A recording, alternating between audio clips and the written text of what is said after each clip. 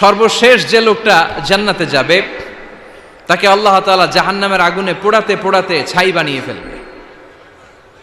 আল্লাহ বলবেন, জিব্রাইল যাও একটু দেখো, একটা মাত্র সেজদা দিয়েছে আমাকে, এরকম কাউরে পাওয়া যায় কিনা। বাটি চালান দিয়ে দেখো পাওয়া যায় কিনা। খুঁজে খুঁজে কাউরে পাবে না। আল্লাহ বললেন আবার দেখো, খুঁজে খুঁজে একজনকে পাবে, সামান্য ইমানের ছিটে ফোঁটা তার অন্তরে ছিল। আল্লাহ বলবেন, যেহেতু ছিটে ফোঁটা আছে, অনেক মায়ের খাইছে, ওকে বের করে জাহান্নাম থেকে বের করে একটা নির্ধারিত দূরত্বে রেখে দাও। রেখে দেয়া হবে, কিন্তু জাহান্নামের আগুনের লেলিহান শিখাতে তার গা ঝলসে যাবে।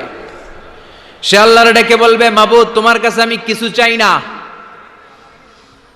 জাহান্নাম থেকে তুমি আমাকে বের করেছো, জীবন নদীর পানি তুমি আমার গায়ের মধ্যে ঢেলে দিয়েছো, আমি আবার সজীবতা ফিরে পেয়েছি। আমি তোমার কাছে জান্নাত চাই না, শুধু নিরাপদ একটা দূরত্বে আমাকে রেখে আসো, যাতে জাহান্নামের আগুন আমারে কষ্ট দিতে না পারে। আল্লাহ, আমি কিন্তু তোমার কাছে জান্নাত চাই না। কি চাই না? জান্নাত চাই না, কিন্তু জাহান্নামের আগুন আমারে কষ্ট দিচ্ছে, এতটা দূরত্বে রাখো যাতে জাহান্নামের আগুন আমার গায়ে না লাগে।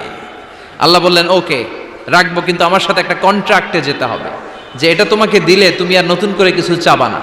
সে বলবে আমি রাজি, কন্ট্রাক্ট হয়ে যাবে। আল্লাহ জিব্রাইলকে বলবেন, যাও এমন দূরত্বে রাখো যাতে জাহান্নামের আগুন ওরে কষ্ট না দেয়। রেখে আসা হবে, অনেক দিন সে ওখানে আনন্দে থাকবে, আল্লাহ শুকরিয়া করবে। সে মনে মনে বলবে, বেঁচে গিয়েছি, আমি বেঁচে গিয়েছি, জীবনে আর কিছু চাই না, জাহান্নাম থেকে আমি বেঁচে গিয়েছি।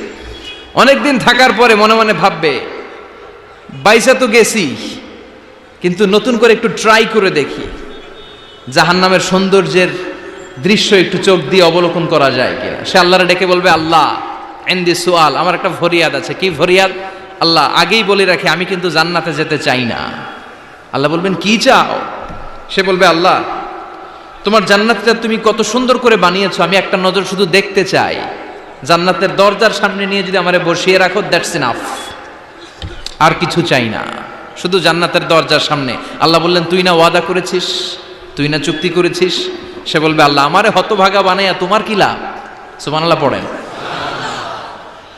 আমারে তুমি হতভাগা বানিও না। আল্লাহ বলে, ঠিক আছে, আবার সিগনেচার কর যে জান্নাতের দরজার সামনে বসিয়ে দিলে আর কিছু চাবি না। সে সিগনেচার করে বলে, আমি চাবো না। আল্লাহ বললেন, জিব্রাইল বেচারারে ধরে জান্নাতের গেটের সামনে বসায় দে। এবার জান্নাতের গেটের সামনে বসে বসে জান্নাতের সৌন্দর্য দেখা শুরু করবে। সুবহানাল্লাহ। এমন সৌন্দর্য যেটা চোখ দিয়ে কেউ দেখে নাই, কান দিয়ে শোনে নাই। ওই সৌন্দর্য চোখে দেখে, কান দিয়ে আওয়াজ শোনে, মাগার ভোগ করতে পারে না। অন্তরে জ্বালা আছে না নাই?